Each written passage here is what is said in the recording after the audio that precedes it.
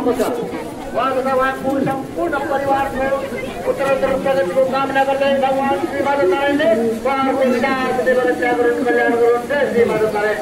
यसै गरी सहयोगकै क्रममा श्यामकृष्ण श्रेष्ठजीले पनि आफ्ना पूज्य स्वर्गीय बुबा चन्द्रलाल श्रेष्ठजीको आत्माले वैकुण्ठमा बास गरून् भन्ने मनोकामनाका साथै भगवान श्री माधव नारायणको चरणकमलमा रु 505 सहयोग गर्नुभएको छ।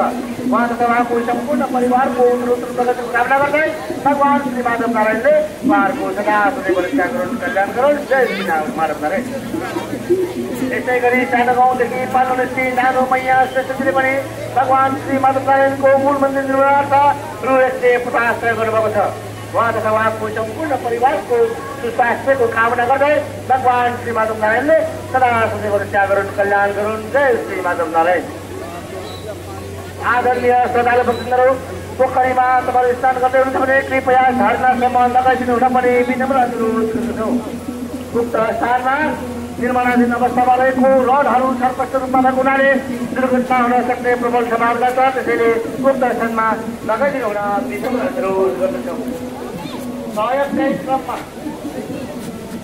बालकोटदेखि पाल्ने श्री हरि श्रेष्ठजीले आफ्ना सन्तानहरूको उज्जवल भविष्यको लागि कामना गर्दै वैदेशिक रोजगारमा गइराख्नुहुने सन्तानहरूको उज्जवल भविष्यको कामना गर्दै भगवान श्री माधव नारायणको चरणकमलमा रु 505 सहयोग गर्नुभएको छ।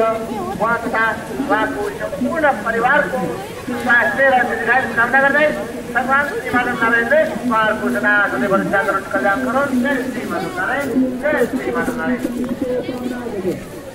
आदरणीय श्रद्धालु भक्तजनहरू, तपाईँहरू पोखरीमा स्नान गर्दै हुनुहुन्छ भने कृपया पोखरीमा पनि साबुन च्यापु प्रयोग नगरेर अनुरोध गर्दछौँ। त्यसै गरी बालकोटदेखि नै पाल्ने श्री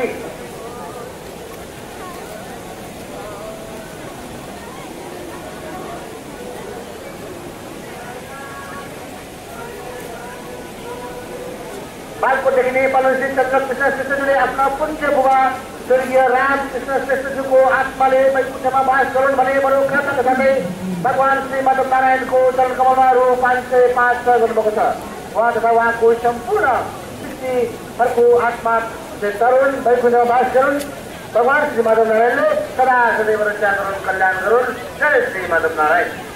भगवान श्री माधव नारायणको, भगवान श्री माधव नारायणको, कृष्णस्थानी माताको, कृष्णानी नदी गंगा माताको, चन्द्रवती महारानीको, नवराज महाराजको, नर्मदेश्वर महादेवको, ज्योतिर्लिङ्गेश्वर महादेवको, मन्त्रदिनी माईको, शम्भु नारायणको, श्री पशुपतिनाथको, सम्पूर्ण सनातन जीवात्माहरूको आजको भक्ति आनन्दको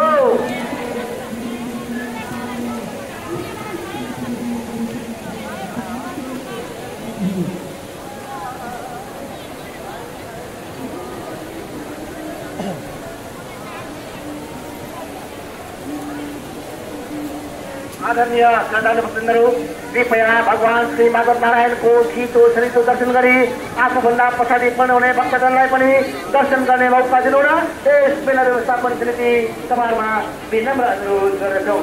भगवान श्री माधव नारायणलाई प्रत्यक्ष दर्शन गर्न पाउने मौका नगुमाउन पनि तपाईँहरूमा विनम्र अनुरोध गर्दछौँ। पौष शुक्ल पूर्णिमादेखि माघ शुक्ल पूर्णिमासम्म 1 महिना लामो भगवान श्री माधव नारायणको हामीले प्रत्यक्ष छोएर दर्शन गर्न पाउँछौँ। त्यसैले भगवान श्री माधव नारायणको दर्शन गर्ने मौका नगुमाउनु पनि र आफूभन्दा पछाडि पर्ने भक्तहरूलाई दर्शन गर्ने मौका दिनु भने तपाईँहरूमा यस मेला व्यवस्थापन समिति विनम्र अनुरोध गर्दछौँ।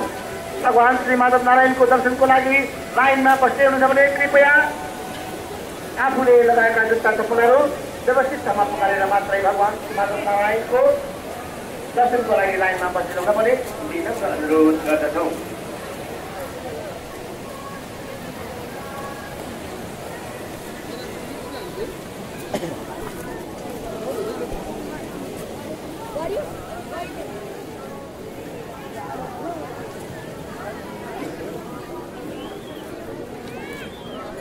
भगवान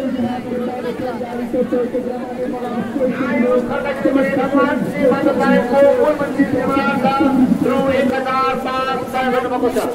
उहाँ तथा उहाँको सम्पूर्ण परिवारको उत्तरोत्तर प्रगतिको कामना गर्दै भगवान श्री माधव नारायणले उहाँहरूको विनाश रक्षा गरून्, कल्याण गरून्। जय श्री माधव नारायण। त्यसै गरी सहयोगकै क्रममा श्यामकृष्ण श्रेष्ठजीले पनि आफ्ना पूज्य स्वर्गीय बुबा चन्द्रलाल श्रेष्ठजीको आत्माले वैकुण्ठमा बास गरून् भने मनोकामनाका साथै भगवान श्री माधव नारायणको चरणकमलमा रु 505 गर्नुभएको छ। उहाँ तथा उहाँको सम्पूर्ण परिवारको उत्तरोत्तर प्रगतिको कामना गर्दै भगवान श्री माधव नारायणले उहाँहरूको सदा सदैव रक्षा गरून्, कल्याण गरून्। जय श्री माधव नारायण। यसै गरी सानो गाउँदेखि पाल्ने श्री नानो मैया श्रेष्ठजीले पनि भगवान श्री माधव नारायणको मूल मन्दिर निर्माणार्थ रु 150 गर्नुभएको छ। उहाँ तथा उहाँको सम्पूर्ण परिवारको सुस्वास्थ्यको कामना गर्दै भगवान श्री माधव नारायणले सदा सदैव रक्षा गरून्, कल्याण गरून्। जय श्री माधव नारायण।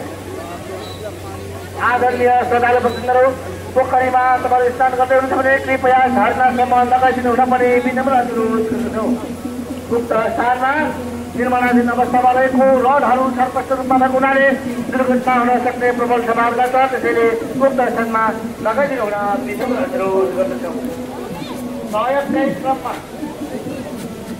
बालकोटदेखि पाल्ने श्री हरि श्रेष्ठजीले आफ्ना सन्तानहरूको उज्जवल भविष्यको लागि कामना गर्दै वैदेशिक रोजगारमा गइराख्नुहुने सन्तानहरूको उज्जवल भविष्यको कामना गर्दै भगवान श्री माधव नारायणको चरणकमलमा रु 505 गर्नुभएको छ। उहाँ तथा उहाँको सम्पूर्ण परिवारको स्वास्थ्य र दीर्घायुको कामना गर्दै भगवान श्री माधव नारायणले उहाँहरूको सदा सदैव रक्षा गरून्, कल्याण गरून्। जय श्री माधव नारायण। जय श्री माधव नारायण।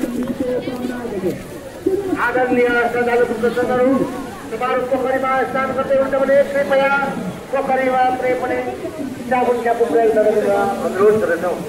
त्यसै गरी बालकोटदेखि नै पाल्ने श्री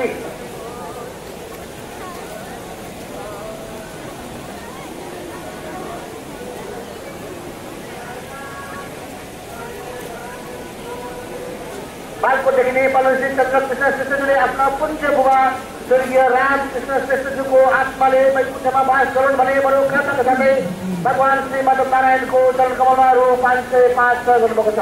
उहाँ तथा उहाँको सम्पूर्ण सृष्टिहरूको आत्मा तरुण वैकुण्ठमा बास गरून्। भगवान श्री माधव नारायणले सदा सदैव रक्षा गरून्, कल्याण गरून्। जय श्री माधव नारायण। भगवान श्री माधव नारायणको, भगवान श्री माधव नारायणको, कृष्णस्थानी माताको, कृष्णानी नदी गंगा माताको, चन्द्रवती महारानीको, नवराज महाराजको, नर्मदेश्वर महादेवको, ज्योतिर्लिङ्गेश्वर महादेवको, मन्त्रदिनी माईको, शम्भु नारायणको, श्री पशुपतिनाथको, सम्पूर्ण सनातन जीवात्माहरूको आनन्दको भक्ति आनन्दको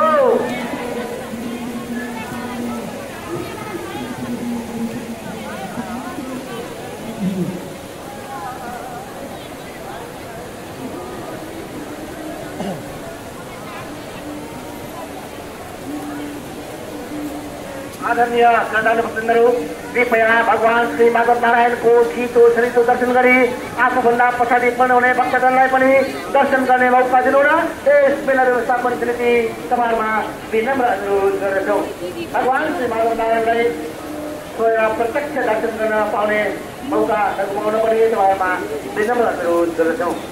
पौष शुक्ल पूर्णिमादेखि माघ शुक्ल पूर्णिमासम्म 1 महिना लामो भगवान श्री माधव नारायणको हामीले प्रत्यक्ष छोएर दर्शन गर्न पाउँछौँ।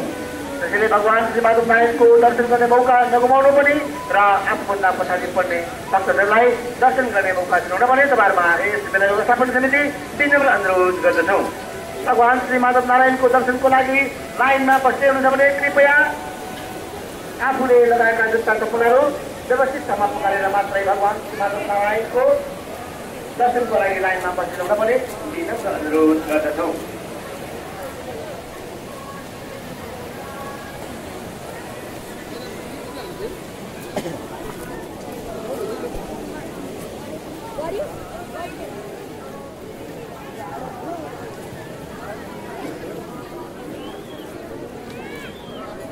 Galing sa Galing sa Galing sa